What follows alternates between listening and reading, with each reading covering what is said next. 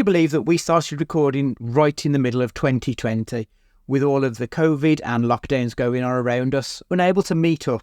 So like many a young gentleman, we turned to the internet for our entertainment.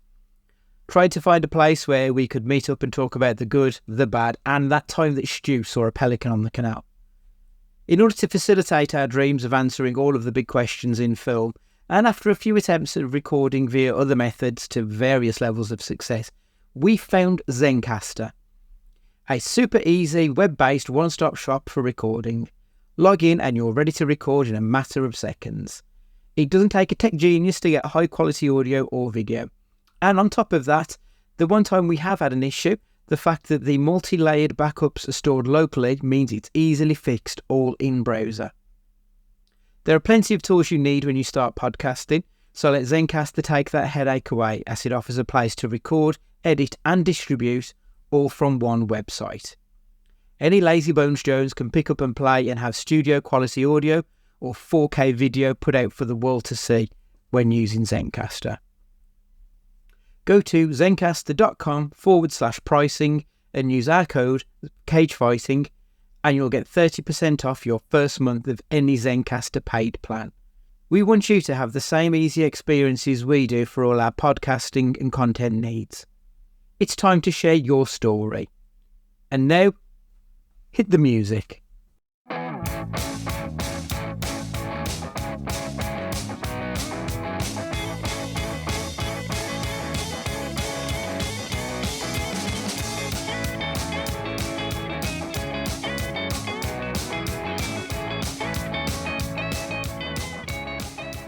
Hello and welcome to Cage Fighting. It's your main man Andy Gillard here. Hope everyone is keeping well in the world right now.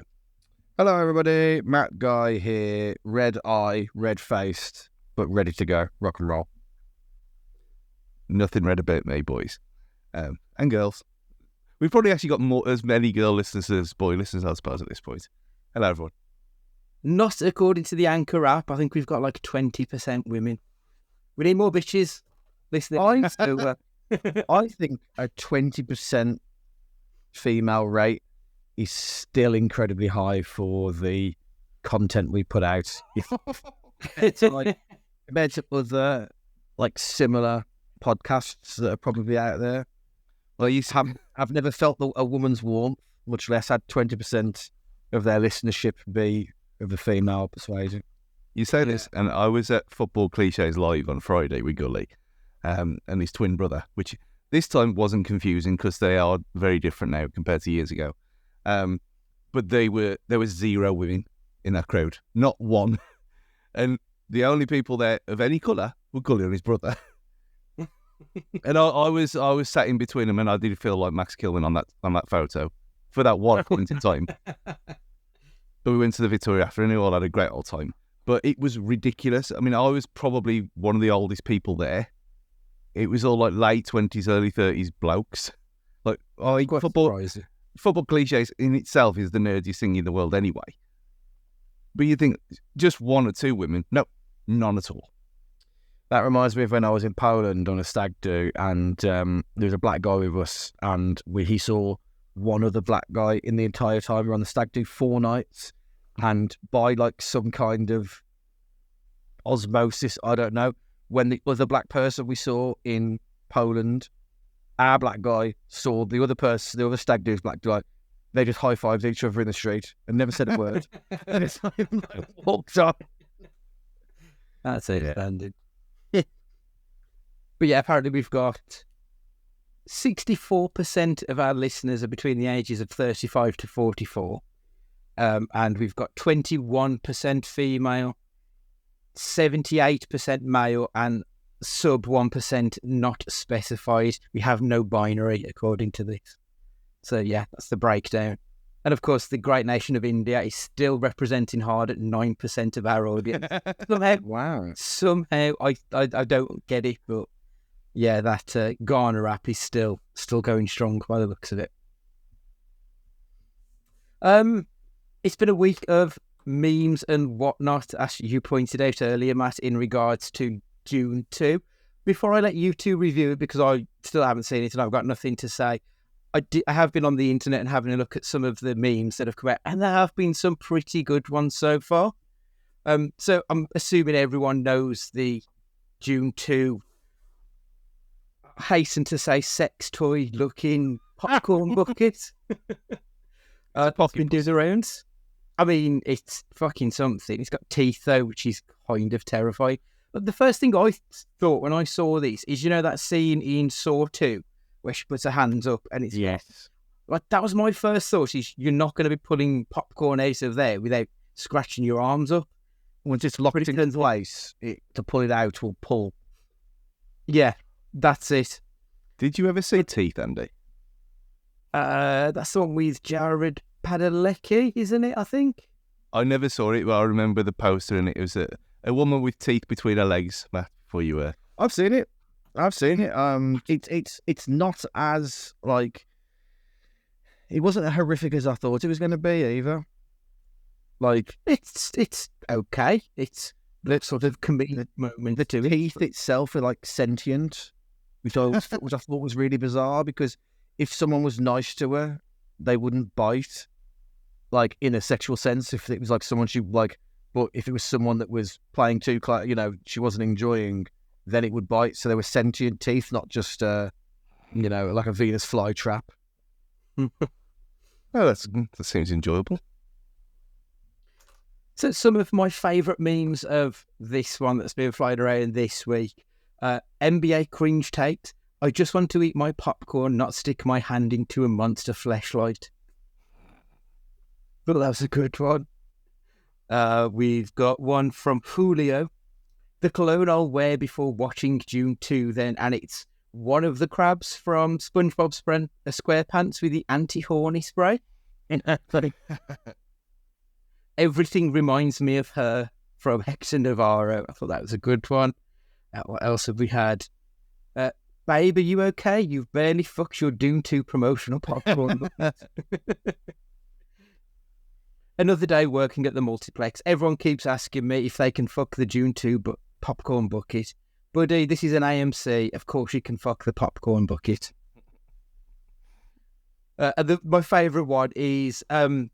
So it's me and my June 2 showing, and what they've done is they've superimposed Barry Keoghan where he's lying in Jacob Elordi's cummy bath after he's finished, and he's just lying on top of the, the popcorn bucket. I will retweet this link, and I think people might enjoy some of the good stuff that they've been putting out there.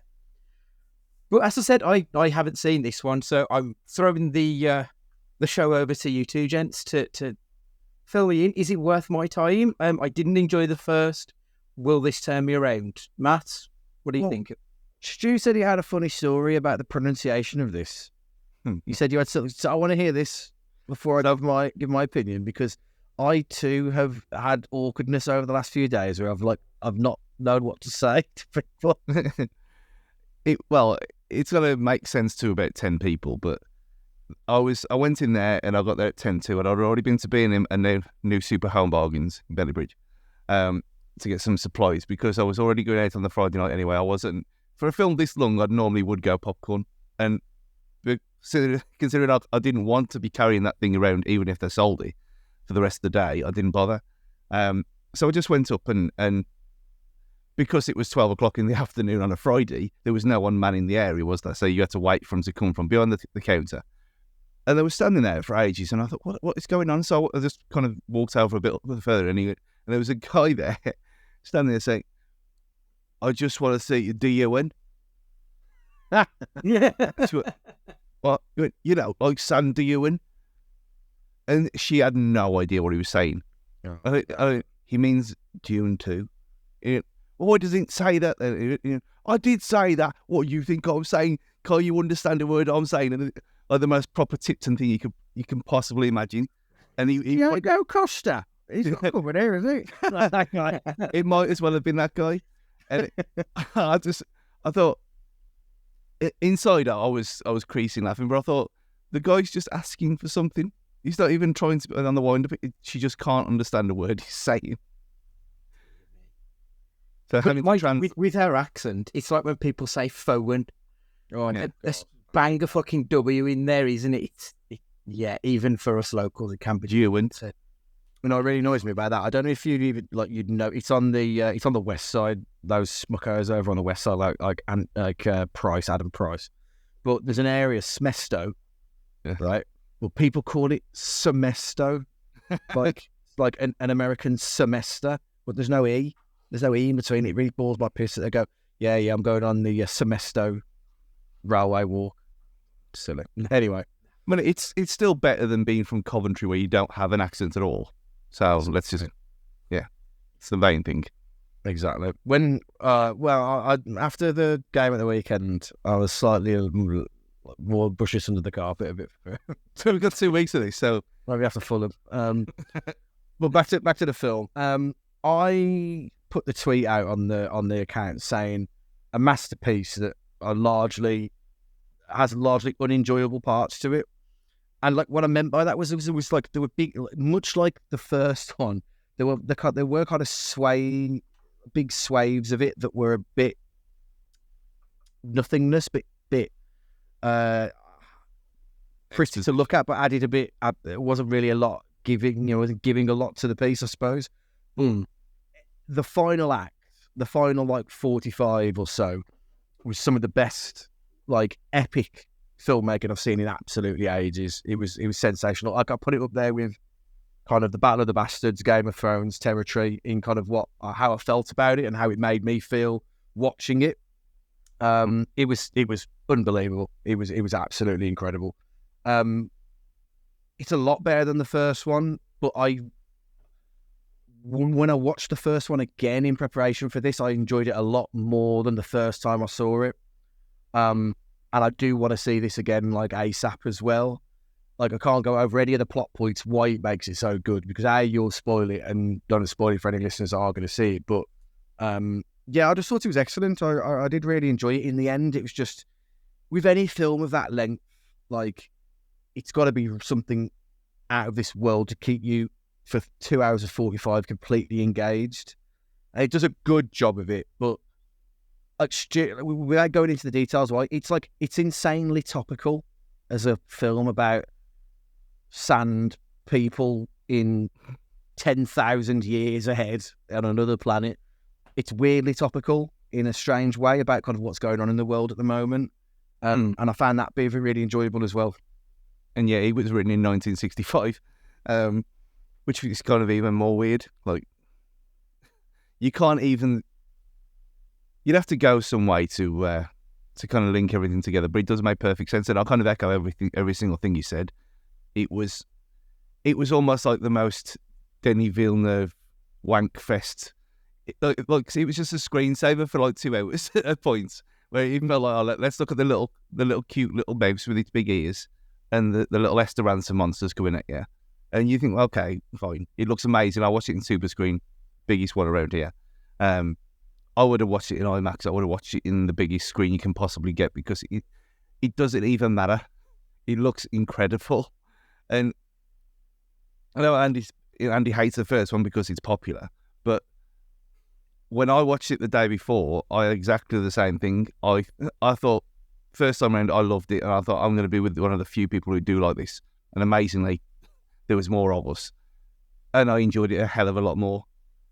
And then going into this, I'd say it's almost like going from Batman Begins to Dark Knight in comparison to how good the two of them are. Okay. Back to back, because it's an absolute... someone put it on Twitter, I can't remember who, so apologies if it's one of you people listening to this, that it's a good job. Oh, it might have been Josh. If it's a good job this didn't come out in the same year as Oppenheimer, because we'd have some trouble with choosing your fighter, because they are equally as good as each other for me. This has already beaten Mr. Bates and the Post Office as my favourite thing of this year. I absolutely love it. It's brilliant. I think it really benefited from... It's going to sound really bizarre, this, because it is a kind of space Game of Thrones at parts. There's a lot to do with like warring families and stuff, more so in this one than the first one. And I really think it benefited from House of Dragons being out. And what I mean by that is House of Dragons was like plodding and climaxed very much towards the end of the series, but it needed that stuff at the start of House of Dragons, the context, the everything else, to fully immerse yourself to enjoy the ending, and that's exactly what happens with this. Like I came out of it thinking, okay, I needed to suffer a bit at the start of this film to enjoy the end as much as I did, and that was exactly how House of Dragons was, and I appreciate House of Dragons as a piece when it was over, even if I wasn't enjoying it for the first few episodes. And that's kind of how I felt about this film. It was like by the end of it, I just thought, yeah, I get it now. I get what they were trying to do with it. And then depending on, won't give anything about plot points or anything like that, but yeah, it was. I really enjoyed it. I think you will too, Andy, when you eventually see it. Because it gives you more than the first one did. Gives you a lot more in terms of more bang for your buck and more bigger set pieces, bigger action, everything, all the good bits of the first one. It gives you more in abundance. Just don't waste your water on anyone. You'll understand. Right, okay. Because I mean, with the first one, so I did watch it again last week, thinking I might go on to this at some point, and I hated it less, but I still didn't enjoy myself. Like I didn't think it was a good experience, and I still don't quite get what the hype is. I feel like they could probably have cut a good 40 minutes out of it and made it into something a lot more passable. But from what I've been hearing about this film, what you said, Matt, it does sound like the good of it definitely outweighs the bad. And where it was weak in the first one, they've sort of papered over it a little bit in this one, so it does hump it up somewhat. If you need a kind of testament to the seriousness of the film, Christopher Walken doesn't even really have his accent. He actually puts a bit of an accent on. Such is the seriousness of. It's a little bit. When you first see him, that you might as well be doing his bit. But yeah, after that, no, he's a very serious man. I will see it at some point, I think. I don't think there's anything out this coming Friday. So depending on times and whatnot, I might see it this week, but we'll see. It's took twice as much in its opening weekend as the first. Yes. I was just about to mention that. So the first film in its entirety picked up like $40 million.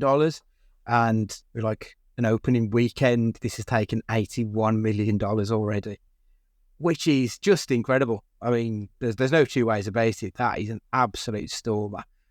Don't get me wrong, I don't think it's going to be looking at $1 billion, but regardless, that's absolutely incredible. Because I think the budget was like less than 100 million, if I remember rightly. I think they've made June 1 and 2 for less than it cost them to make The Marvels, which is just, I mean, that's just outstanding. Because the one thing that I won't criticise June for is how absolutely stupendous it looks. Like, it is a fucking gorgeous looking film. It's incredible. So to have achieved that with a relatively, not meagre budget, but not completely blown out of the water, and that's quite incredible. $190 million budget, apparently. So I think I'd heard it was something like 100-ish. But the first one definitely was. The first one was cheaper than this, but you can tell where the money's gone. Yeah, very, very impressive. Right, okay, let's move on. Let's have a look at the news. Only a couple of bits really this week. Joker Folie à Deux, the budget has been revealed. So Joker 1, the budget was between 50 and 70 million. Joker 2 has got a reported budget of $200 million. I was a little, I don't think the first one's that impressive a film. It's all right. But the fact that this has got this massive fucking budget has kind of scared me off it again. I'm a little bit trepidatious that where have they done that? Or is it just someone who's on the rob trying to pocket 10 mil, do we reckon? Matt, this doesn't seem reasonable, does it? 200 million for what should ostensibly be a real world film. Is this still the musical Joker that we're expecting? Or has something changed there where it's no longer like Lady Gaga singing in this film anymore? I mean, from what they've been saying, it's not a musical as such, rather there are musical segments to it. So whether it's dream sequences with the odd song here and there, I don't know to what extent we're looking at a musical. I mean, I don't know what the Batman, the Pattinson Batman budget was, but I don't know if something's changed in between and they've thought we need to make this a bit stylistically similar to keep it kind of relevant. I think it was the look of that film was something that was applauded. It does seem like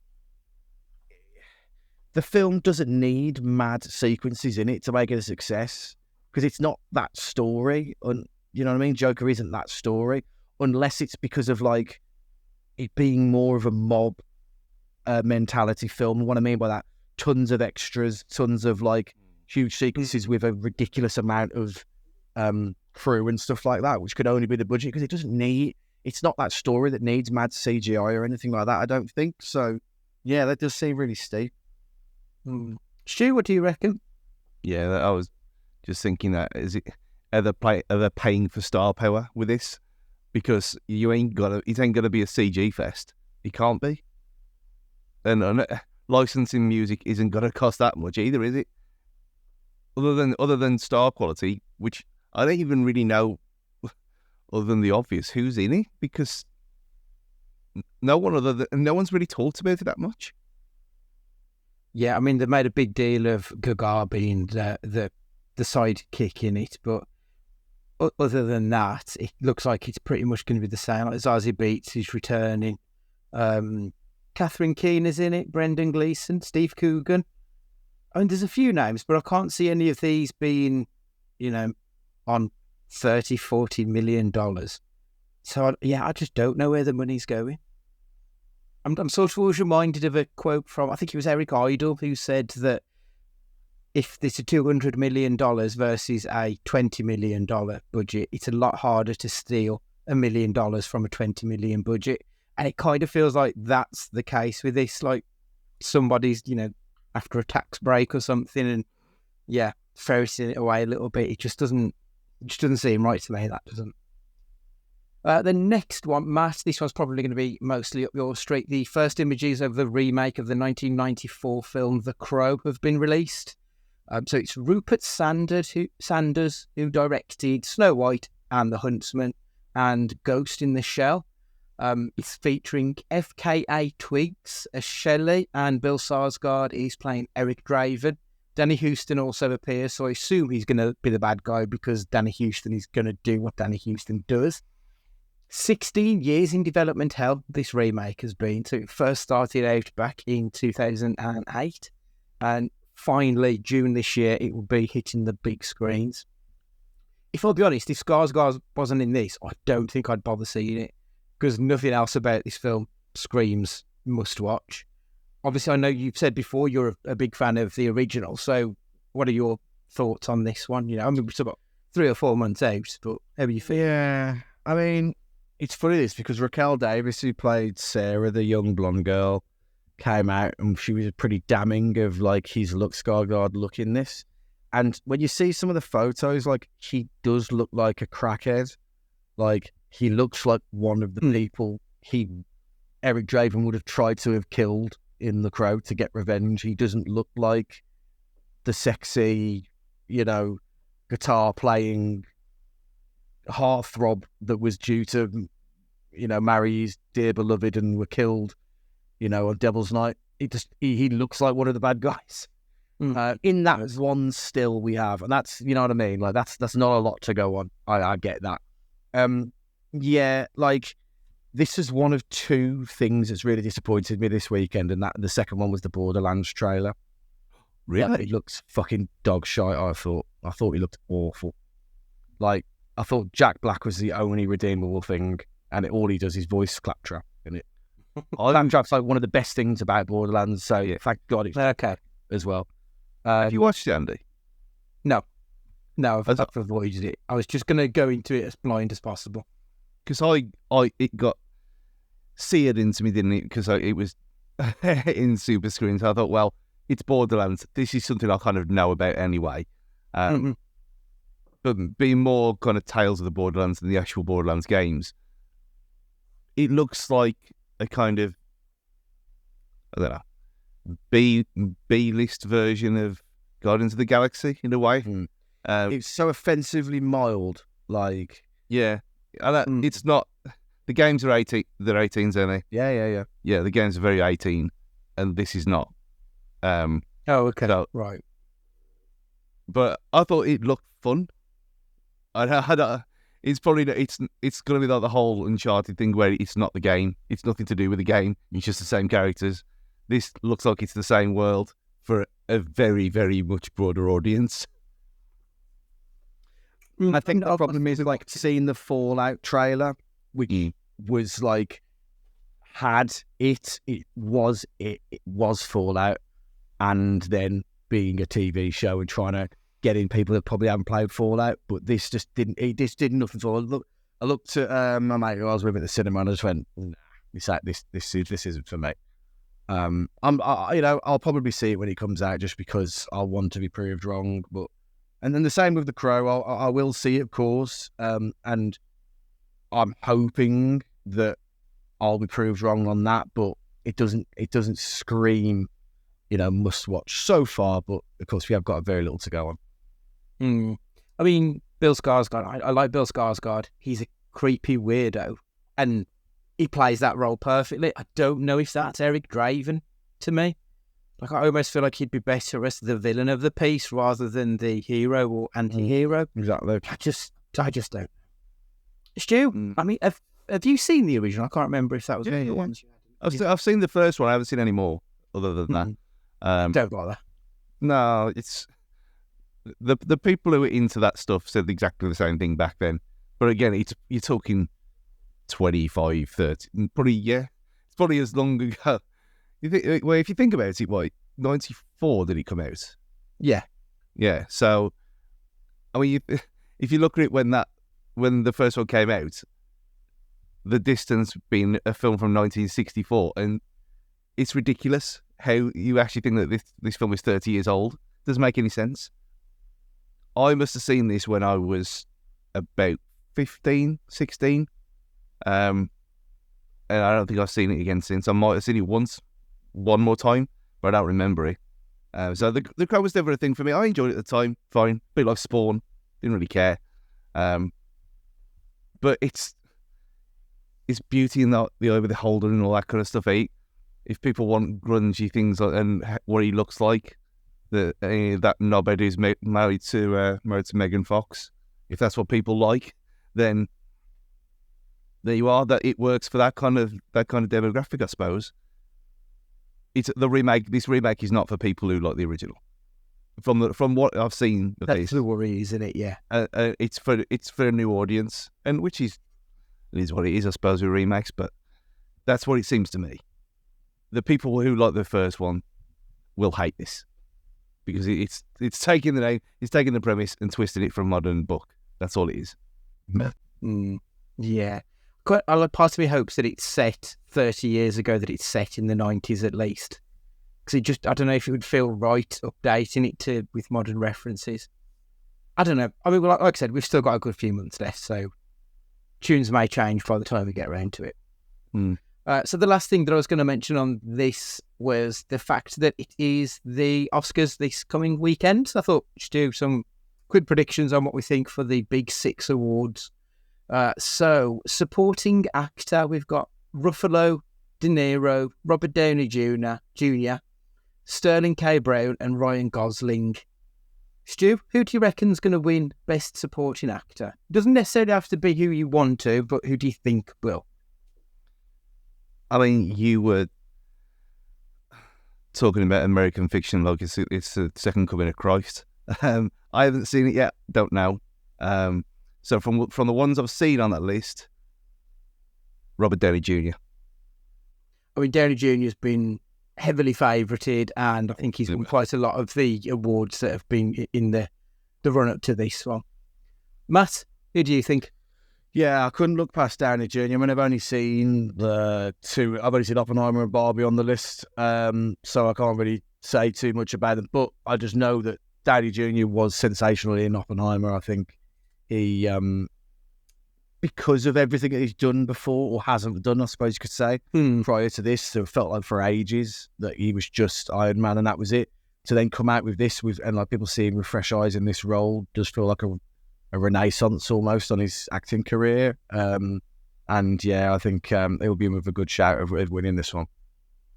Yeah, it's a clean sweep. I think he's got this one sewn up, to be honest. And even Sterling K. Brown on the Graham Norton show said, I'm not going to win it. It's going to be Robert Downey Jr. It genuinely is an honour to be nominated alongside him. So I think it will be Downey Jr. I did love Mark Ruffalo in Poor Things, though. He gave a proper swing for the fences, over the top performance that I didn't know Mark Ruffalo had. But yeah, it's Downey Jr.'s, I think, without a shadow of a doubt. Best Supporting Actress is America Ferrara, Danielle Brooks for The Colour Purple, Divine Joy Randolph from The Holdovers, Emily Blunt from Oppenheimer, or Jodie Foster from that film that I've already forgotten what it's called because it was fucking terrible. Naiad, that's the one. Hey, that's even... Yeah, anyway, that's another conversation. Matt, who do you think's taking on the Supporting Actress gong? How was The Colour Purple received as a film? Like, obviously, I saw the original like one years and years and years ago. How was it received as a film? Because that's, you know, in the nicest way possible, very Oscar baity, isn't it? That kind of a film. It is, but it was very middling because for me, it didn't work at having a really strong fucking horror show with a story in a musical, trying to be all happy and clappy and all that nonsense. It just didn't work together. And I think a lot of the critics sort of had that. So it was a very middling sort of response to it. Yeah, I don't think like America Ferrara, don't know. Like if Barbie wins anything, I think it'll be around its all of its visuals, less it's like acting chops. So I don't know, but then again, I don't know if Emily Blunt, like, I don't know. It's a really tough one. This, I don't know where to call it. Stu, have you got anyone who stands out on that list? Divine Joy Randolph, 100%. For The Holdovers, yeah. Yep. She's won quite a few of the other awards that have been sort of leaning up to it. I mean, I have favourite. Yeah, I've got no background knowledge of any of this stuff because I don't care. So this is just my opinion completely without anything at all. I mean, I've got the list of people here, but I don't know who's won anything in the lead up. So if I'm just being excellent at this, then... Yeah, I think like Divine Joy Randolph's been heavily favourited. She's won quite a lot of the other awards leading up to it, so I think she's probably the one. America Ferrara, I think you're right, Matt. If Barbie wins anything, it's probably going to win adapted screenplay, maybe. But I think, yeah, it's not really in with a shot for anything else, personally. Lead actor, Paul Giamatti for The Holdovers, Bradley Cooper for Maestro, Coleman Domingo, I've already forgotten what film that was, Cillian Murphy for Oppenheimer, and Jeffrey Wright for American Fiction. Yeah, Rustin, isn't it, was the Coleman Domingo film that I did not enjoy one bit. Stu, Cillian Murphy's, isn't it? Let's be honest. Is it though? Obviously, it should be. I think it should be. It's if it's going to be a spoiler. If Oppenheimer can win absolutely everything or not, which obviously that's happened before. The way you talked about Jeffrey Wright, there was something in that passion. And people love Jeffrey Wright, and he seems to be massively underappreciated all the time. And this would be something like that, where if he won this against that Cillian Murphy performance, it'd be amazing. So. I mean, the Oscars do like to throw one of these in there, don't they? Like one of the big awards. People just turn against someone. So something like that, it's never out of the realms of possibility. And Jeffrey Wright is brilliant in that film. Personally, I think if there's a spanner in the works, I think Paul Giamatti wins it. But I do think Cillian Murphy's taking it home. I know it sounds like a really stupid question, but does the fact that someone is potentially a nominee for two films in the same year for the same award have any bearing on a result? It can do, because John Williams several times has been nominated for two films in the same year for his score. And I think, I might be wrong, but I think every time he's been nominated for two, he's never won one. Because it almost splits the vote on him. So like the third choice comes in and steals it. So that can happen. And I think you sometimes find that as well when you get two actors from one film. Occasionally, does like I know Daniel Kaluuya won through with Judas and the Black Messiah, but other years they've had it where two people have both been nominated and neither have won it because again it splits the vote. So yeah, it is known. Who do you think's taking the lead actor home, Matt? Well, I've criminally seen very little on the Oscar lists this year, but like looking at Rustin, looking at the like the plot and everything else, like it hasn't been fantastically reviewed as a movie in some quarters, but it's just got that what you expect of this wanky affair that is the awards in the first place, which is just a ridiculous circle jerk of an event anyway. That's the kind of film that I think people of those circles really enjoy. So that could sway him. And, you know, Jeffrey Wright is... I don't know what he's awarded. Again, I don't like Stu. I don't know what he's won in his past, what he has or what he hasn't. But with him in position to have like American Fiction, and he was in this, and I don't know. It's a really tough one. Like, I don't know about Cillian Murphy and Oppenheimer because I don't know the others. But like, he wasn't the most enjoyable thing about, or nothing was enjoyable about Oppenheimer. I don't mean it's a bad film at all. Yeah, but it's punishment to watch it. It's sucker for punishment. It's like when you used to get a little needle in school and put it through your skin, even though it doesn't hurt. You just like pull a bit of your skin off. It's a bit like that watching Oppenheimer. So none of it was enjoyable, but I don't know. It's a tough one. It probably will be him, but I wouldn't be surprised if something a bit more Oscar baity wankery wins it, or wins the actor the award. So for lead actress, like there's two standouts in this category. So you've got Emma Stone for Poor Things and Lily Gladstone for Killers of the Flower Moon. Annette Bening's in it for Naiad. Kerry Mulligan's in it for Maestro, and Sandra Huller, I think she's in it for Zone of Interest, is it, Stu? Because she had two very good performances this year. Sandra Huller was excellent in Zone of... Sandra Huller. Sandra Huller is in Anatomy of a Fall. Oh, okay. Because she had two just phenomenally good performances this year. Sandra Huller did, so I wasn't sure which one it was. But yeah, so Anatomy of a Fall. Matt, so like the favourites really, Emma Stone or Lily Gladstone. Can you see somebody else stealing it, or do you think it's going to be one of them pair? Yeah, one of them pair, and probably Lily Gladstone. A film, again, like Killers of the Flower Moon, it has its stars in it already, and there always has to be a standout that in these kind of films stands out from everything else, and she has like had rave reviews for what she's done within that film, and it seems like the kind of I don't think Killers of the Flower Moon will win much if it's nominated for anything else. Like I don't think it will with just the sheer juggernauts of Oppenheimer and Barbie this year that's out. So I think this is almost a shoo-in, like it's so far in terms of like who's in that list and what that film meant to the world. Like anything that Scorsese, he's almost a given to win something or be in the conversation. And I think this is how you shoehorn that in. Because, I don't know, I'm not saying that, like, the Oscars, like, we could probably do a conspiracy episode on purely Oscar results. Like, say it's one big Illuminati swizz. But you think if Scorsese is going to have anything, it'll probably be within this category. Yeah. Stu, what do you think? I mean, Lily Gladstone was the best performance for anyone all year long in any film for me. So I think she should win it hands down. She was the best thing about that film, easily.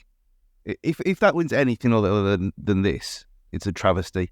Because it was good, I enjoyed it, but it wasn't very well directed. It was too long. It plodded along, and everyone else was not as good as she was. So, for me, she should win this, put her hands down, from what I've seen. Yeah, I think she will win it. I think I preferred Emma Stone's performance because I felt like that was more of a range that was shown. But I do think Lily Gladstone was absolutely phenomenal. And you are right, she's the best thing in it.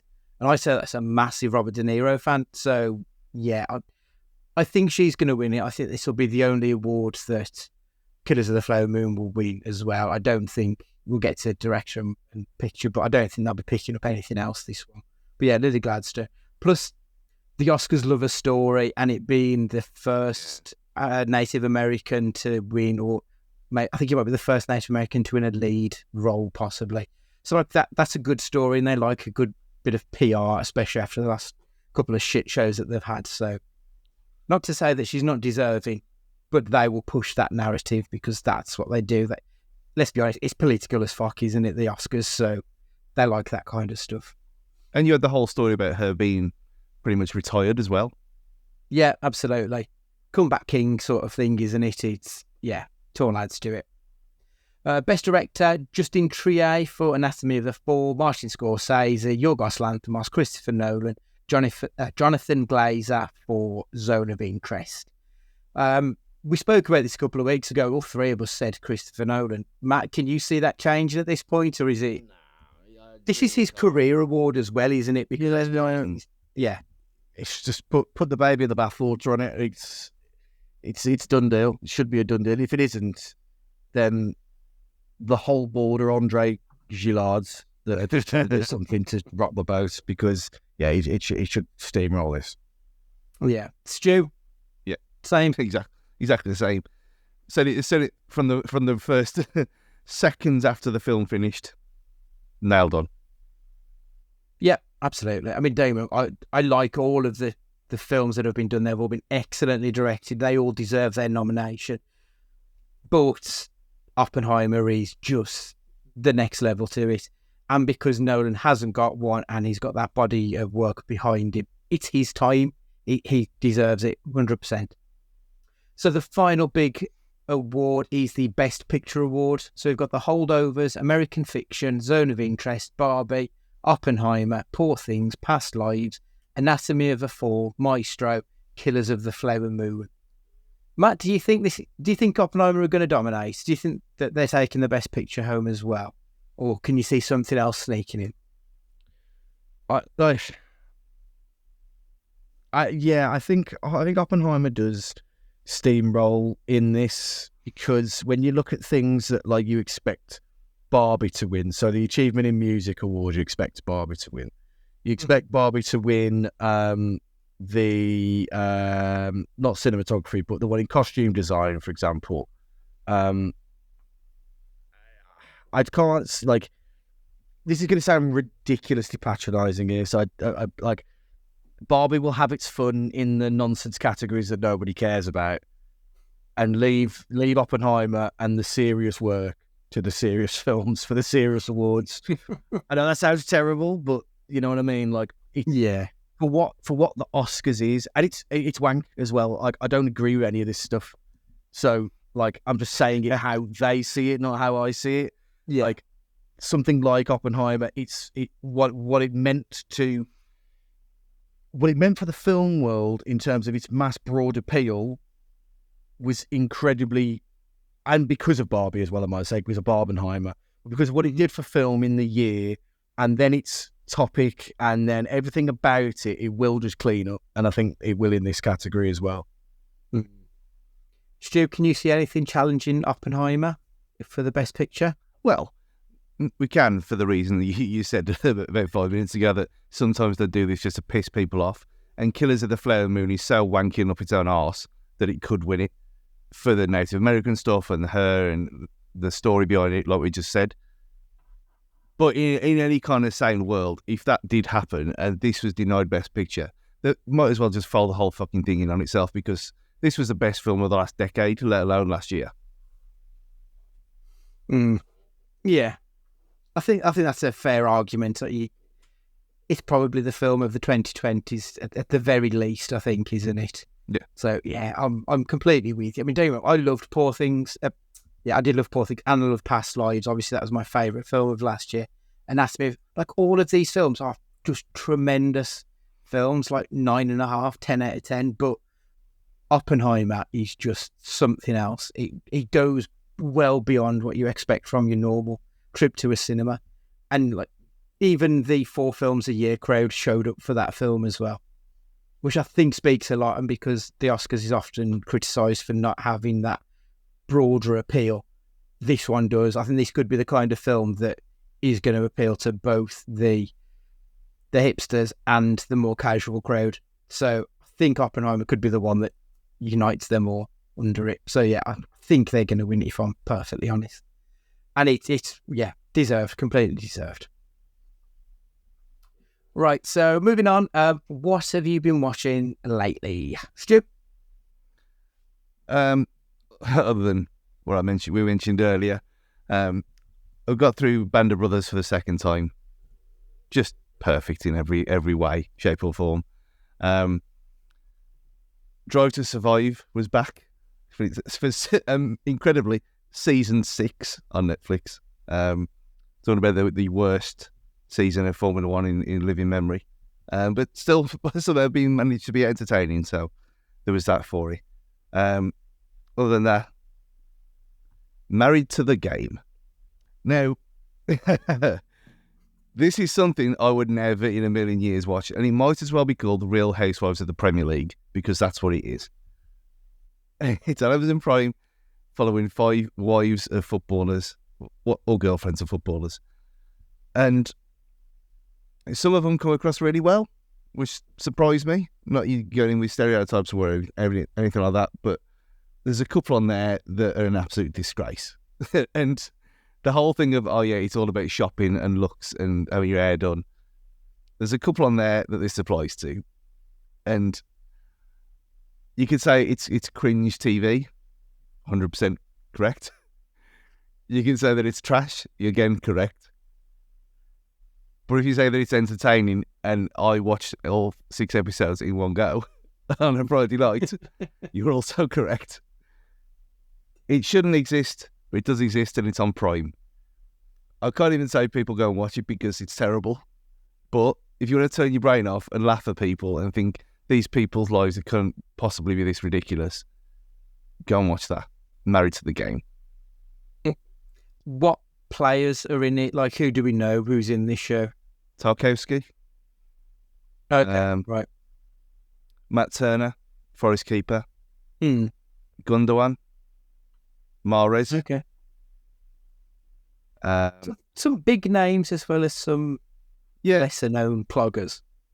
Yeah. But he just follows them over the course of a pre-season. From last pre-season. Okay. So you got the whole thing about Mahrez being selfish for wanting to go to Saudi Arabia, when she's there being a footballer's wife and not doing anything else. Just yeah. But it's not really about the players. I mean, when they turn up, it's quite funny because some are more interested in doing this stuff than others, and some just really can't be arsed with it all. But yeah, it's exactly what you expect it to be, but it's funny. Okay. Matt, what have you been watching?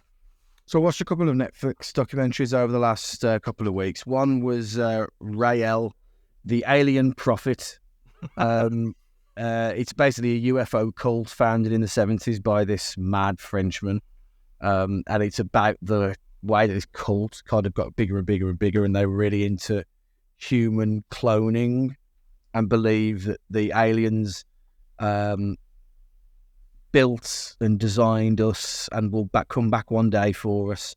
None of them have killed themselves yet, I don't think. Like, most of these cults end up going down that route of. It's a fun watch. I mean, it's entirely, it's 95% subtitled in French. Don't know that put you off. But it's a pretty fun story, and like the difference, I guess, is that the cult leader is in the show being interviewed, which you don't get that often with these kind of things. Usually dead or in prison, aren't they? Because it's still going, like he's still at large, so to speak. But the cult themselves got in the US Senate, debating things with the US government, and George W. Bush was talking about them on American news and stuff like that. So they had a huge reach. And then the second one was Can I Tell You a Secret, which was about kind of cyber stalking, and it's it was 2 episodes, but it just had the most bizarre, the main criticism that a lot of people, myself included, said was, in order to kind of pad it out and make this story slightly more sensational, or at least drag it out over 2 episodes. They would like use voiceovers for the would-be stalker and pretend what their voice would have been like when they're sending the text messages and the emails and stuff. But they just made really, really weird Scooby-Doo villain-esque voices out of them. Yeah. They completely took away from any like sense of jeopardy or menace that he had, and just made it seem really stupid. And they'd cut to like someone wearing a weird mask in a subway, like that was meant to just be him, but it wasn't him. Like it just made no sense. It could have been way grittier, still padded out, but way grittier. But then they turned it into silly, which took away from it a little bit. Yeah, I saw that as well. And yeah, that was I watched it after you'd mentioned it, and immediately I think I said to you both, like, the voiceover sounds like Rusty Lee talking. It was so bizarre. I don't know if either of you have seen Alan Partridge's Scissored Isles, and he talks to this woman who's a victim of loan sharks, and it's quite clearly a white woman that you can see that is interviewing, but they've pixelated her face, and she's got a Frank Bruno-esque voiceover, and that is all I could think of every time they spoke on there. It was really bizarre. But the thing is, like, I couldn't tell you anything that happened in that show now. Like, it's been... Yeah. Well, it was last Saturday I watched it, and we were recording on a Sunday, so it's been 8 days. And I've just forgotten what happened. Completely disposable. Yeah, massively so. It was fine. It probably could have been 60 minutes and done rather than 90 minutes, but they like to drag it out a little bit, don't they, these things? It was... Yeah. But yeah, it was fine enough, I suppose, if you've got a free evening and nothing else to do. I finished off True Detective. I've never known a series get more boring as it's got closer to the climax. Like, they were revealing things and all these things. I just didn't give a shit. I don't know what it was. I got so bored towards the end of it. I was really surprised because it was quite strong early doors, I thought, but never mind. I watched a show, just the first episode of it, called Elsbeth, and it's this Chicago lawyer who is sent to New York in order to keep an eye on the police to make sure that they follow the procedures that are done. And she basically plays Columbo. She figures out who the killer is quite early doors and then just harasses them for the rest of the episode. It's quirky without being silly, I think is what I put on Twitter. And it was a good fun 45 minutes. It tells you who the killer is at the start, and it's just all about her finding out how to trap that killer. And so I assume each week is just going to be a different story, and I like that kind of series, so it's perfect for me. And Wendell Pierce is in it. I love Wendell Pierce, so yeah, that was well up my street. There was Yeah. There was a series that it only lasted for 8 episodes. Back in 2006, and it was cancelled. And it started Orlando Jones. Remember him?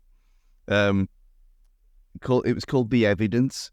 And that was a similar thing, but they showed you the evidence that had been accrued for the crime that had been committed.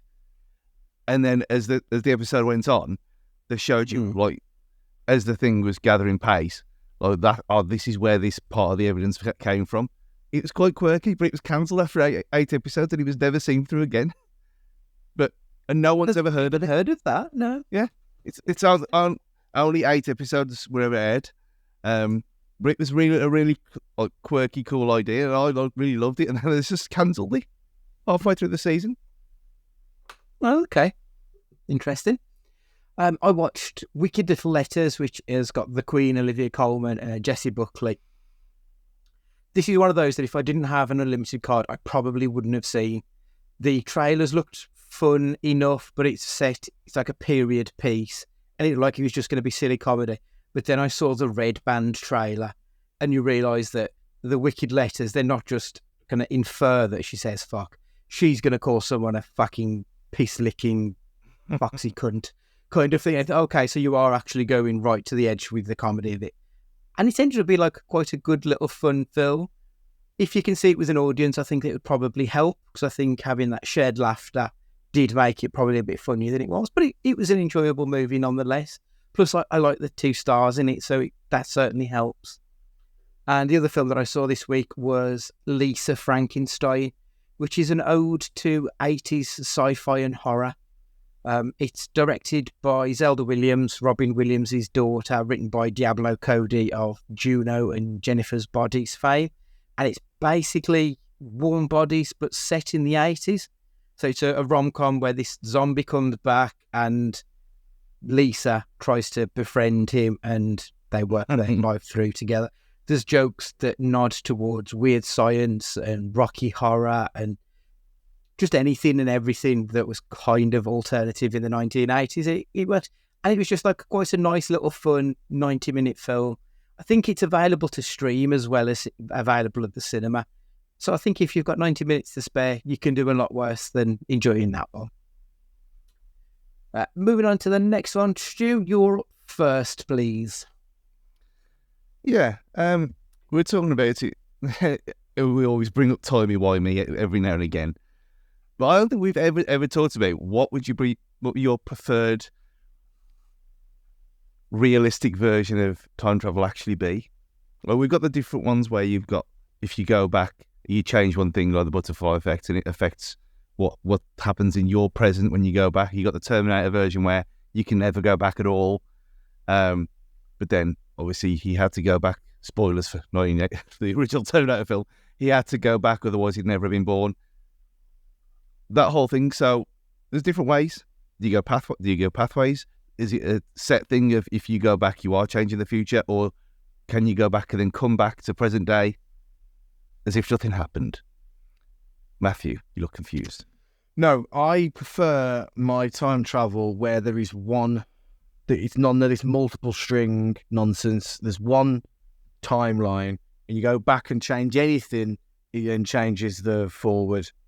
And then the jeopardy is usually then them trying to go further back to stop the thing that they did the first time that caused the thing to change in the first place. And then if they did that, was it always going to happen like Bill and Ted, where they constantly have to make sure they keep doing things so they happen again when he comes back around? That's my kind of time travel, not a separate path splits off and then they fucking meet in the middle like all this multiverse wankery. I'm not into that. I want one string of time and they hop backwards and forwards on that string. That's my time travel of choice. Interesting. I think I misunderstood the question. I thought you meant like, what vehicle do I want to be in to reverse the time? So I was going to say Jean-Claude Van Damme's pod in Time Cop was going to be my answer.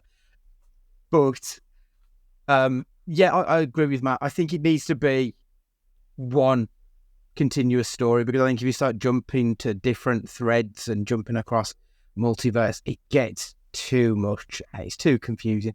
I think it needs to be fairly linear. I know time travel in its own nature isn't linear, obviously, but I think it needs to be when it's on the screen, because otherwise you're almost quantum leaping it and it gets too messy and you end up in an absolute shit show trying to get it all back into one for the end of the film. It's just too unruly. So yeah, it needs to be one thread that you're running up and down that line on.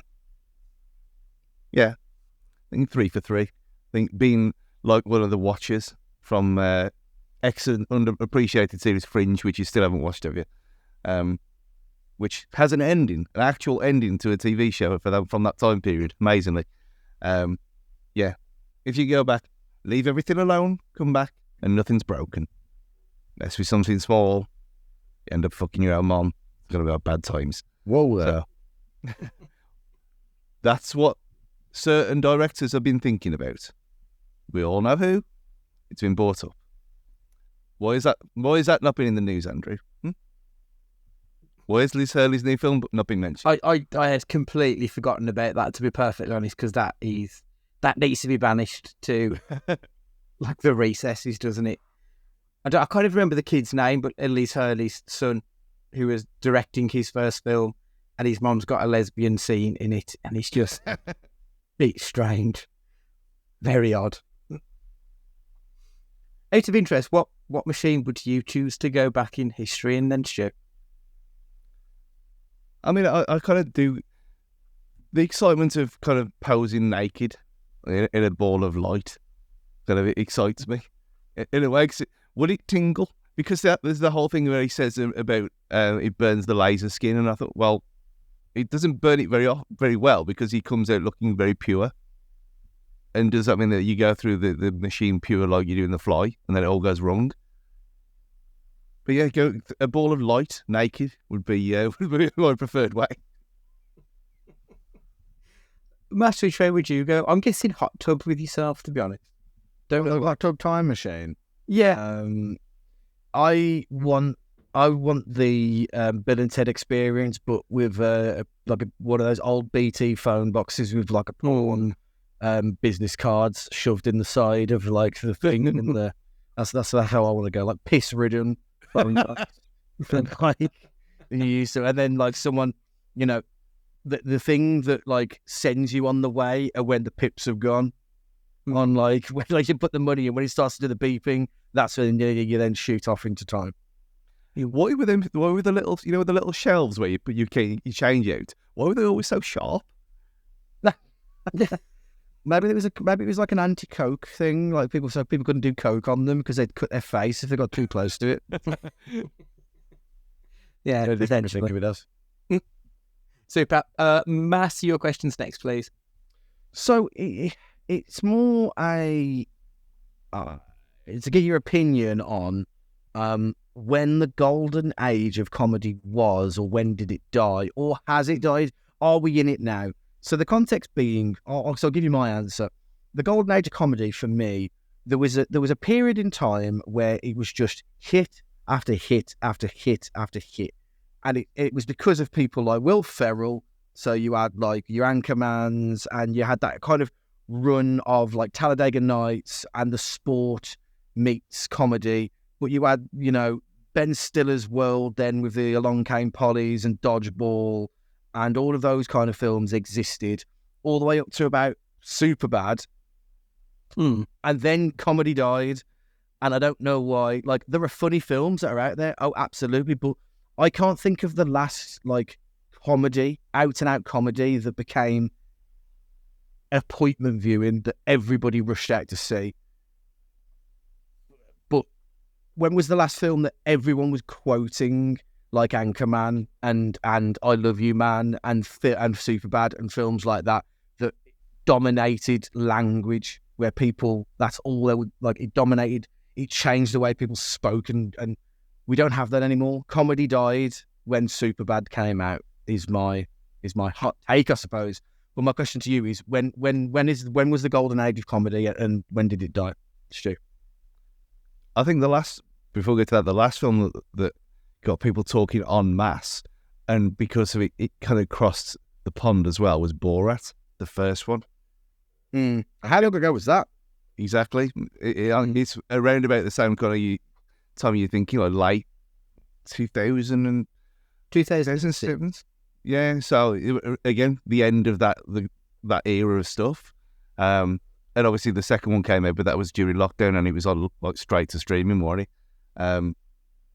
But yeah, I mean, Borat and the whole action mash and like the whole thing about it was amazing, because everyone was part of the crowd. I think we all know why comedy ended. That's fucking wokery. You can't say this anymore. But there's so much of it that you obviously can't say that anymore, because that's why Ricky Gervais is in the top 5 earners in the entire world. But I think people just generally being overly sensitive with things kind of not stopped it, but scared people off making it in the first place.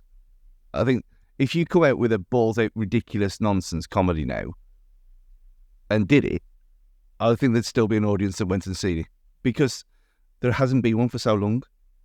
I mean, my answer to it was the 80s, because you had things like Beverly Hills Cop and Naked Gun and all that kind of stuff.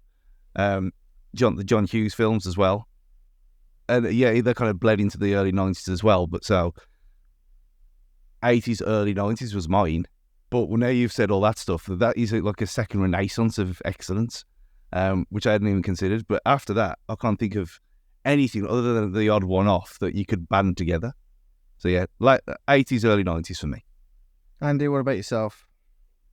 So if you want to know the answer to what was the last comedy that people quoted or still quote, it's Brooklyn Nine-Nine. the big comedies now aren't in the cinema, they're on TV. And I think that's been the big change over probably the last decade or so. I feel like comedy's got really good on TV. And because you've got that sort of half an hour episode that you can do 30 odd, 22 episodes per year, they've concentrated on that rather than doing a 90-minute.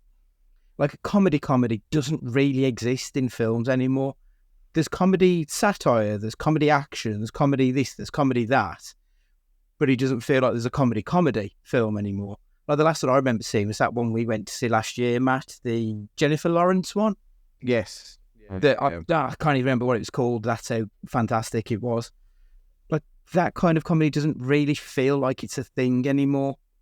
You know, for good or for bad. And like I can't say I particularly miss it because I think there's more interesting things you can do with a 2-hour runtime.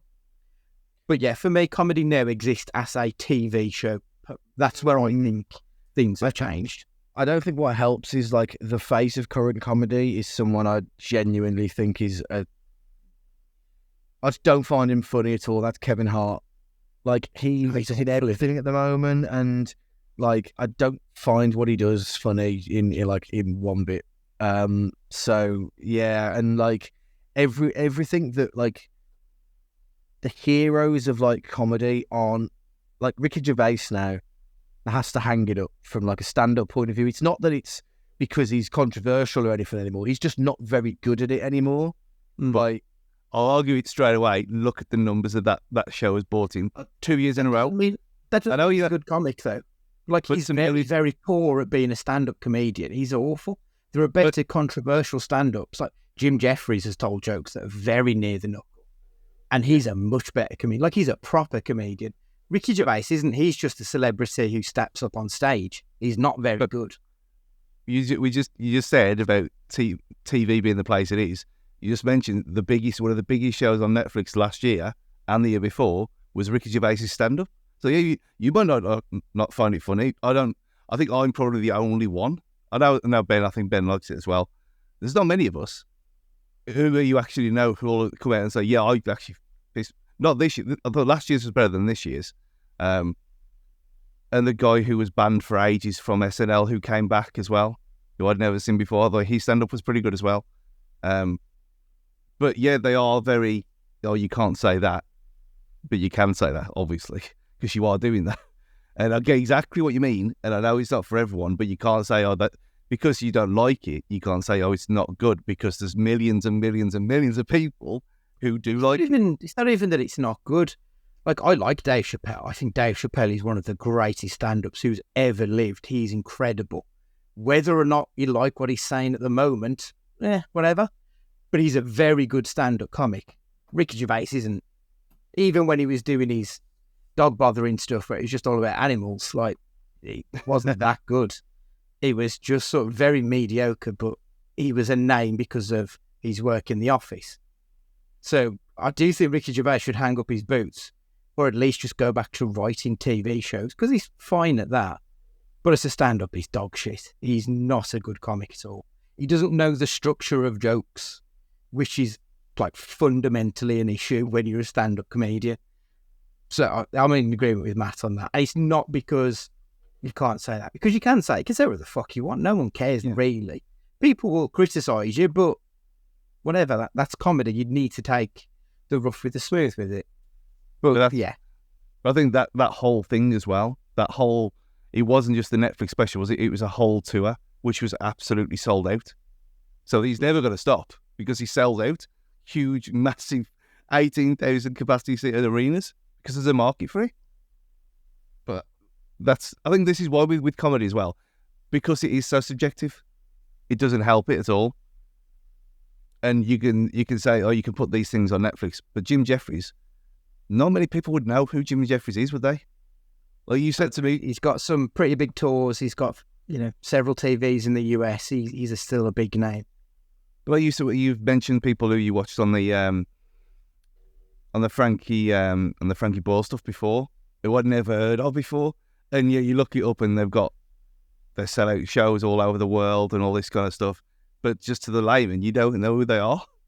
I think with Ricky Gervais and Dave Chappelle now as well, them two on there, because everyone knows who they are, because they're front and center on Netflix. They are. You don't have to like them, but they're massively successful at what they do. Well, again, it puts it back to the point that I was trying to make, that if they are the face of this face of comedy, then the golden age of comedy is dead. Like, if this is the best that comedy can do at the moment, are those two, then I'm happily to say that comedy died many years ago, and that's absolute. That proves my point. To pretty much, if this is the best that can be provided, then Yeah, if it's reactionary. Say anti-woke again, but that's what this is. That's probably why it's so popular as well, because generally people are pissed off with it all, however real it is. But it's bad that you can't just have scripted funniness anymore, and you don't see it very often, like Andy said. I'm kind of interested in the term woke in it all, because I'm very much with Matt. Like, I think it's a fucking nonsense. Like, it doesn't really... silly word. Yeah, it doesn't really mean what people are using it as and all this. But is Ricky Gervais anti-woke?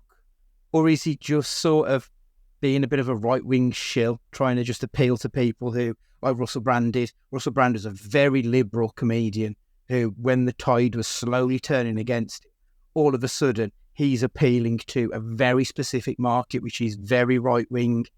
And, they talk about, being one of the sheeple. And yet they just seem to follow everyone else within their clique, because that's what everybody does. That's just human nature. You're either with the grain or you're against the rain. You're still one of those people. And that kind of feels like where Ricky Gervais is at the moment. Like, he's not saying anything. He's not saying anything original. He's not saying anything that lots of people haven't said for fucking years. Like, if you watch early Richard Pryor stuff and stuff like that, like, he spoke about this. It's nothing new. Yeah, it's just no one does it now. Isn't it? I suppose is the issue. Yeah. So yeah, but yeah, interesting. Dave Chappelle, great comedian. I will defend him, because even the stuff that he says that I don't particularly agree with, he can still structure it in a way that's funny. It's still a funny joke, regardless of what he's actually saying at the end of it. You don't have to like it. That's fine. That's that's what comedy is, I think. But yeah, for me, Ricky Gervais is dog shit. He's an embarrassment for him to say he's a stand-up comedian. He's embarrassing to me. Like, if he can do it, anyone can do it, and that's what comedy should be. Talking about SNL. Did you see who was hosting it this week? Sydney Sweeney, because it's all over Twitter. Did you see it? Well, I was going to say, did you see her face? But we weren't looking at her face, would we? Sorry. There's some structure going on there. Is Sydney Sweeney the woman who invented boobs? Because that seems to be all fucking Twitter is talking about. Like, boobs have never existed before Sydney Sweeney, and it's really weird. I don't get it. I'm very confused with this one. Matt, you're looking at me completely dumbfounded. Do you know who Sydney Sweeney is? I literally only know because of someone else who will remain anonymous to preserve their sanctity. Let me find the exact verbatim quote. Is this a friend of the podcast who's potentially? Potentially. I'm not saying who it was. But their identity will remain anonymous. How the hell do you spell Sydney? Right. While he's doing that, he was Shane Gillis, who I was on a bit earlier. Oh, okay. Yeah. I feel like I'm the last man on earth to see Sydney Sweeney's glorious nips. How have I only just seen some of her illustrious previous acting work? And I'm almost exactly the same. I haven't got a clue who this woman is. She's sort of come out of nowhere over the last few months because of that Anyone But You, I think it's called. Yeah, I remember seeing the advert for it, and her and the dude they made my skin crawl. They seem... It's almost like they looked like they were related and they were being flirty with each other, and it made me feel physically sick. Like Lee Scarlett in a sun. Well, yeah, I mean, that's too live for that one. But on that one, they just came across really repugnant, and I didn't like it, and now I just don't like her because I think she's incestual, and that's weird. But yeah, But it does seem like she's the woman who invented breasts like we've never had them before. It's really weird how Twitter seems to have a complete boner for her all of a sudden. I mean, I've heard said rules. I'm not even going to deny. No. Very It's impressive. weird. It is weird. But that's Twitter for you, isn't it? I completely forgot where we were. Oh, my answer for your question, by the way, Matt, I was going to say the 90s was the decade of comedy. Because I feel like it evolved once we hit 2000, then other types of comedy came out. Not that they came out, but became more prevalent. We had more... It was more funneled after the 90s. Whereas in the 90s, you had stuff that was fairly broad, fairly happy-go-lucky. Wayne's World, Groundhog's Day, Home Alone, Clueless, even Beethoven, my cousin Vinny. It was all stuff that the family could sit around and watch together pretty much. But then once we got to the 2000s, it got a bit edgier, or it got it was either really edgy or it was really mild. There was no sort of in between. It started to splinter at that point. So I feel like the classic comedy would have been something like Dumb and Dumber, which was what, 94, 95 maybe, something like that. I feel like it started to evolve at that point. So that was going to be my answer to your question, which was probably asked about 20 minutes ago at this point. Right, okay. My question, what is the best film set in Illinois? Stuart. I mean, there was one that came straight to mind, but I thought, no, I can't use that again. So I just had a quick look because I thought, I can't think of any film that's ever mentioned Illinois ever. But one that stood out was Rendition. And I know it's partly based in Chicago, Illinois. Jake Gyllenhaal, you would have seen it. It's a political film. If not, put it on the list right now. Because if you like Sicario, you'll like Rendition. I don't think I've seen this. Reese Witherspoon, Jake Gyllenhaal. Yeah. Skarsgård. Okay. But the obvious answer, which is Home Alone. Because it's like, the whole point of it is the fact that it is in Chicago. Nice and easy. Son of a bitch. That was going to be mine. Matt, best film in Illinois. Depending on where you define airspace as, I had to be Airplane. Because it's like they tried to land in Illinois, and I'm sure a lot of the air space that they were in would have been in Illinois, and I'm sure as hell wasn't going to say Chicago. So I went for Illinois on the basis that I assumed both of you at some point would have said Home Alone. To be fair, so yeah, it was pretty easy for me. To be fair, I mean, to be fair, you could have had Transformers 2. Which was... oh, what a wasted opportunity of mine. Yeah, perfect, yeah. Was it 2 or 3? God knows. They were definitely fighting over the river, I know that. In one of them. I was quite surprised when I looked on the list of films set in Chicago/Illinois. The Fugitive, High Fidelity, Candyman, Adventures in Babysitting. I watched that again the other week. So fucking... Even to this day, it still holds up, and I'm sure they're doing a remake as well. It's like a money... Brilliant. I had a really awkward thing about High Fidelity the other day because we had this like motivational speaker at work doing a thing, and one of his exercises was write on this piece of paper, like a big piece of paper, what success looks like to you. And everyone did their drawings, and they had their family and holidays and this. And then at the end of it, you had to say what the film of your life would be called and who would play the lead character, i.e. you. And I said the film would be called Guy Fidelity, and starring Jack Black. And he was fucking to a room full of crickets. Nobody. And I was just like, you people, you don't deserve the air you breathe. I was like, that's Guy Fidelity. That's incredible. But no, nobody. No, shit. So if we did subtitles to these episodes, that's what they should be. Guy Fidelity. Yeah. Yeah. That might just to give it some traction at last. Yeah. A cause worth fighting for it. My answer then, because Stu stole Home Alone, I'm going to go with the Blues Brothers. that's a film that's got a bit of everything in. You've got your comedy, you've got a bit of action, you've got police chases, you've got music. And it goes back to Saturday Night Live, which has been mentioned a few times as well, because obviously that was a sketch that started there and evolved into this wonderful film that's sort of gone on to have a hell of a life following it as well. Unfortunately, the sequel was absolute turgid nonsense, which is quite disappointing. But yeah, the original Blues Brothers it's one of the greatest. It's absolutely fantastic. Right, so we'll try this again. We're going to be talking about Lord of War just after the break.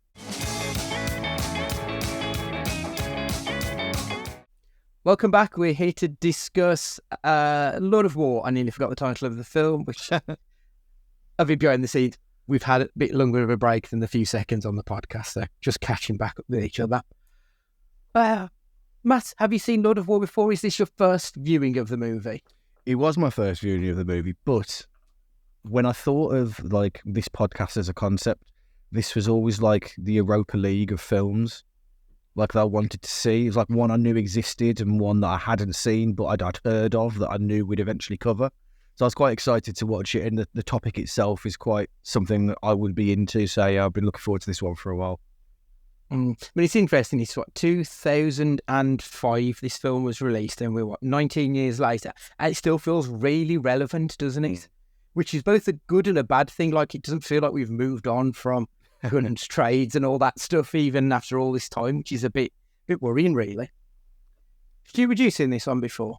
No, and almost exactly the same. That it was one that was on the list that people who had seen it love it, but I just never got around to it. I didn't really know what it was about either. You think, well, it's a bit of a strange title anyway.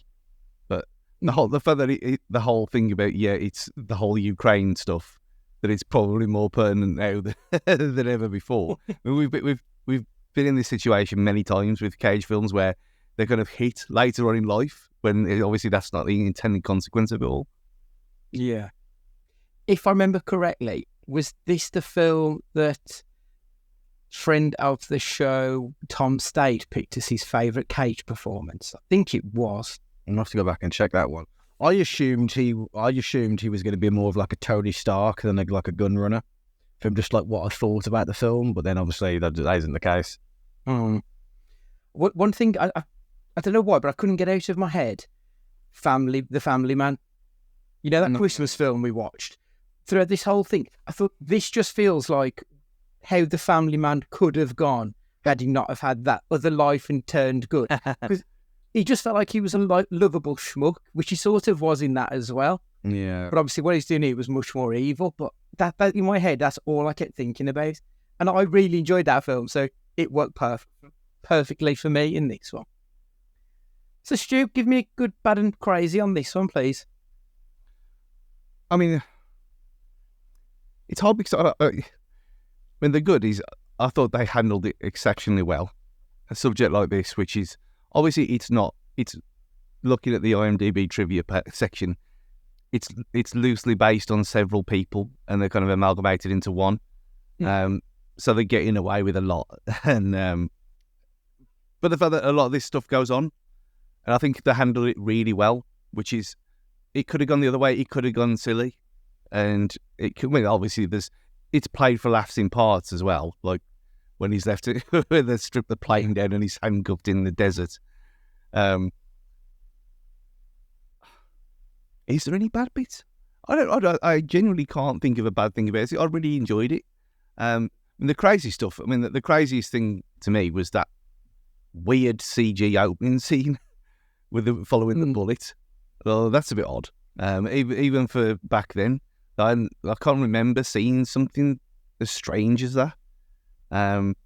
Just following one singular bullet, which I suppose it makes sense, and it's a bit more pertinent. So, yeah, this is where it's made, and it's part of many millions of bullets, and then it ends up in a kid's head, which is not enjoyable for 5 minutes into a film. Well,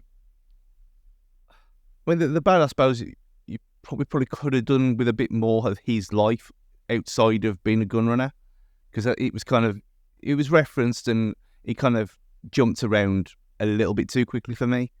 Not that she was really a main point of the film anyway. His trophy wife, who he just lusted after and then lied his way into her affections. I thought that was quite funny.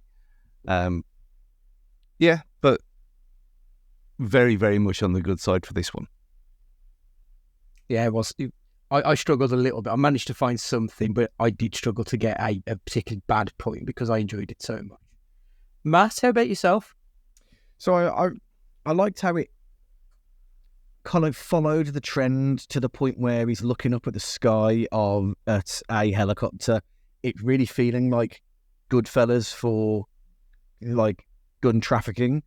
It followed that kind of pattern of the rise and fall really well. It was humorous in parts, but it was entertaining enough, but at the same time didn't shy away from the atrocities of what the behaviour caused and stuff like that as well. I thought it was very accessible. I know that sounds like a really strange compliment, but it was very accessible for a film about trafficking of guns, which hopefully none of us have ever experienced in our lives. The bad, I think its middle section plodded a little bit. There was a bit, I was around when the Cold War bit ended, and it plodded slightly, because it wasn't necessarily about his rise, it wasn't necessarily about his fall, it was just about the plateau in the middle. I think it needed more to keep it entertaining, needed more about him enjoying the lavishes of his success at that time. I didn't think we got a lot of that. I think if this guy's a fictional person, then he could have been a bit more of a playboy, could have done this, could have done that, could have just been a bit more chaotic, a bit more Wolf of Wall Street, kind of just make it that bit more entertaining. But we didn't have that. That's the only real criticism I'd have of it, really. It kind of just got slightly disinterested through the middle portion. I couldn't think really of a crazy that really stood out to me other than Jared Leto's incredible driving of the truck when he's got to Sierra Leone, and he's literally, obviously you can't hear this, but if you could, you would think he was doing a slalom track, because he's going from side to side with the wheel of this truck like this, driving in a perfectly straight line. It was just, it looked really hokey. There was a CGI scene where obviously he's tripping out and he's met with some hyenas and the guy who was shot in the head, and it was all just a bit weird for that. The whole Sierra Leone bit at the end was just slightly at this point was he already dead or something, which obviously he wasn't. But that was, it was a fun film, and that bit just tickled me because it was just so out of the ordinary. He was driving down the road he was driving this huge semi, but then pulling off the road and trying to go in between a slalom track. After he'd made the outline of a country using cocaine on a table. Exactly. He has steadier hands. My crazy was Jared Leto as well, actually, because he was playing a foreign or someone of foreign descent and didn't do an accent. This is the perfect opportunity to do. You could have gone full Aldo Gucci again, and he didn't. And that's just very un-Jared Leto-like. I actually thought he was quite good in this. He was quite understated when he needed to be, and then ridiculous at other times. I think he managed to hold the line quite well between the two, which isn't something I can really say for many Jared Leto films. So my crazy is I actually enjoyed a Jared Leto performance. Yeah, hats off to the lad. My good, stylistically, I thought this was fantastic. I'd written down the end of Goodfellas. When it's panning across and it cuts to Henry Hill, and he's like, what am I, some schnook? It felt very much like that throughout the film. And I loved that visual. I think that looks fantastic. It was so slick and oily, which is very much in keeping with Nicolas Cage's character as a bit of a scummy bastard, that he was this slimy, slick salesman, wasn't he? He was a car salesman who just happened to sell guns rather than cars. So I think that stylistically, by arcing back to that, it worked really well for this film. So that was excellent. My bad, I think I wanted more of the DEA stuff. Was it DEA? Sorry, the tobacco firearms. The ATF. ATF, that's the one.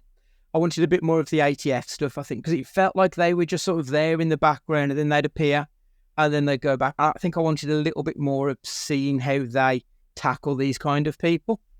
I think that'd have been a bit more interesting just to get a bit more of a view on the other side of the coin in this battle that they're having between, the good and the bad of it all. So I think it lacks a little bit on that side. That maybe could have given us a bit more of that.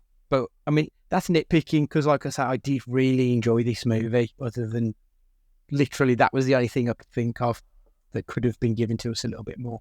I mean, in being his constant nemesis through the whole film, like the bit where, on the boat where they paint the name, they change the name of the boat as it's sailing away. And you can clearly see he's pissed off with it all. You thought, yeah, that's where I thought, is this going to be turned into kind of like an anti-buddy comedy kind of thing? But it never went that far. Doesn't cross that line, does it? I think he knows where that line is and goes right up to it. Because if it goes over, you lose the message. And I think the message of the film, like, it's actually a really serious message behind it. Almost borderline comedic performance.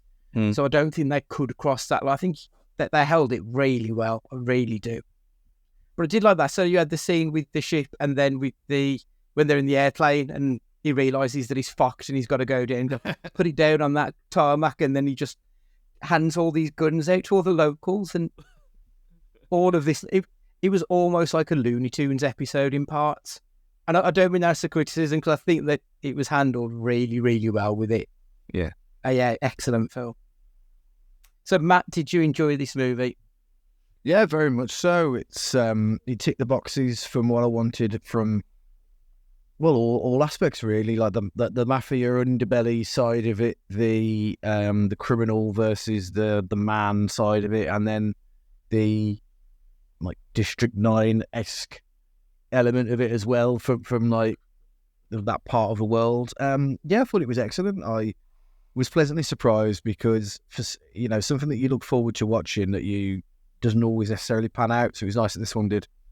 I mean, especially when it comes to Nicolas Cage films, I think. Yeah, some of the ones we've had higher hopes for have let us down somewhat, and this one absolutely didn't, especially from this period of his career. Stu, did you enjoy this one? Yeah, it's very much like the anti-Mandy, where I think that was hyped up way too much. None of us enjoyed it anyway, but then this had got a kind of into being a bit more than a cult classic, and I think it kind of was. I think it was an excellent film. I really enjoyed it, and if you rank it, I'd give it an 8.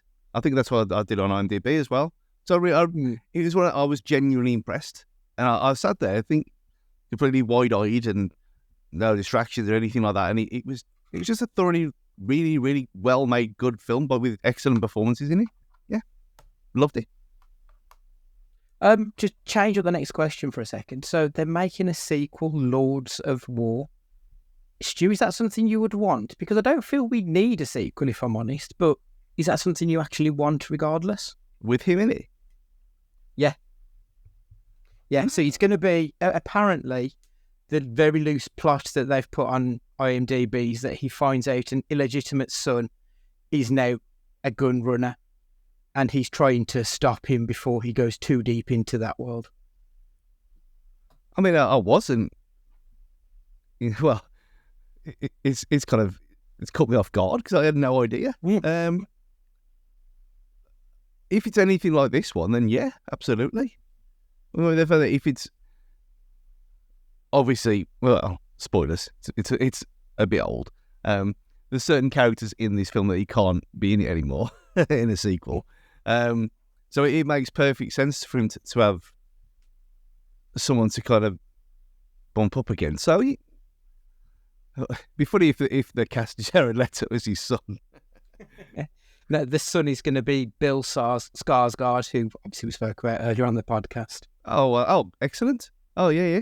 Bring it on then. Same director as well. And the director and writer is the same person. So, yeah, Andrew Nichols back. Matt, look, of all films, this is not one I would have thought would get a sequel 19 years later, is it? So, and that's why it kind of gives me slightly more hope that it won't be like utter dog shit, because it's not going to be kind of making it for the sake of making it for a quick buck, because we ain't getting a quick buck this. So hopefully it's because there's a decent story to be told here. So yeah, I'd look forward to watching that. Is it going to end up like The Rock in some weird way, like the older statesman of this like alongside the young up and comer of their field kind of thing. I don't know. It's going to be a strange one, but yeah, I think it'll be good. I think I'd look forward to seeing that. Super. I enjoyed the film as well, very much so. Like I said, it reminded me a lot of performances of Cage's that I like and of films that I like in general as well. So it sort of ticked a lot of boxes for me, and it worked really well. I saw it probably about 15 years ago at this point, back on like Sky Movies, I think it was. That's how long ago we're going back. And it still holds up now. I think it's a really good film. As I've already said, it feels pertinent today, even though we're this far down the line, it still feels like there is a message there that needs to be taken. So, yeah, great film. Stood the test of time. Perfect. Matt, was Nicolas Cage good or was Nicolas Cage bad? Yeah, I think he was good. He was slightly more understated than usual, I guess. But I think that was his character. I think his character was very good at what he did without being like, you know, when the Coke came out, I thought this is where it really goes off the rails. It never really went off the rails, at least for him. He was good. He was entertaining. He kept it like ticking over. Was funny when he needed to be funny, serious when he needed to be serious. So yeah, it wasn't like, listen, no Captain Corelli's mandolin. Let's get it right. But he did a good performance that he didn't detract anything from the film either. Cool. Stu, good or bad? Yeah, really good. No, I don't think there was it was borderline Crazy Cage moments, but it like Matt said, he didn't really need it in this. He was playing a family man after all, a deceitful family man, but still, yeah, very, very good. Cool. 3 goods then, because I enjoyed it. He was understated when he needed to be. He was slightly silly when he needed to be. He showed he had a conscience. You felt like you were going through a journey with him as a character. And that's what you want from your protagonist in a movie. And I like that he had that crisis of conscience at the end. And even though it came to kick him in the bollocks quite heavily, it was a good story for him. And I think he handled it really well. So yeah, 3 goods. Stu, if you enjoyed Lord of War, you may also like.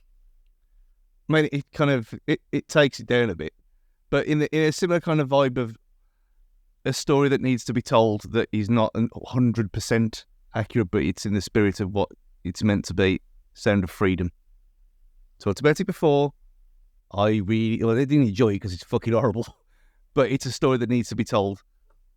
The shit that film got, undeserved from my opinion. I've seen it. If you want to open your eyes to something like that, then watch Sound of Freedom. It's not funny in any part of it. It's a terrible film about nonsense. But yeah, Sound of Freedom, for the fact that it brings up a subject that people don't talk about. Matt? I went for something less about the gun side and everything else, and all just because it's just an excellent film that probably the vast majority of people won't have seen in The Last King of Scotland. It's about kind of the dictator, the African dictator, Idi Amin, and it's a made-up fictional character in James McAvoy's character, but it flirts with that element of danger of being around these dictators and these people that are just completely unhinged. It's very tense in parts, but it's very good as well. And it has even in its darkest moments, has the slightest hint of comedy that you're uncomfortable at laughing at or not, because it's obviously in the most dire circumstances. But it's an excellent film all the same. So if you enjoyed that element of this film, I think you'd really enjoy Last King of Scotland. Good choice, that is. I was thinking about that one as well, to be honest, because I love Forrest Whitaker, isn't it, who plays Idi Amin.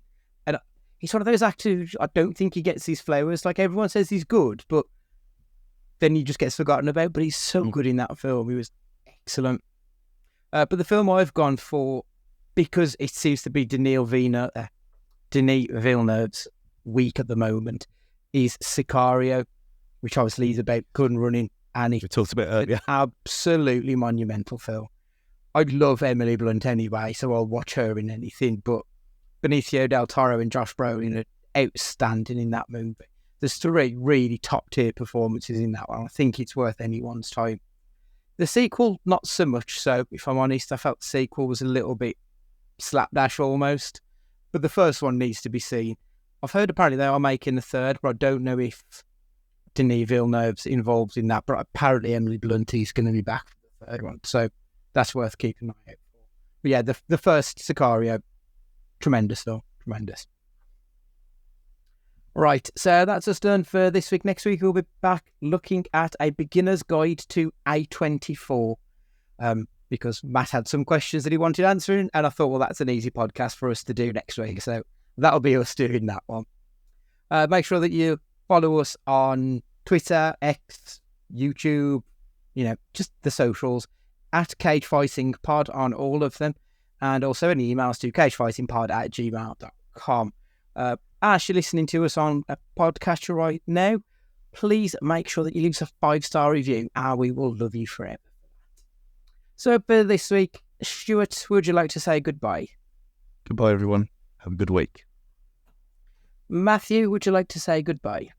Thank you, everybody. Look after yourselves. Have a fantastic week ahead and enjoy the extra bit of sunshine we're getting every day. It really does make all the difference in getting you in a good mood. So have a great week. And it's goodbye from me. And remember, be excellent to each other.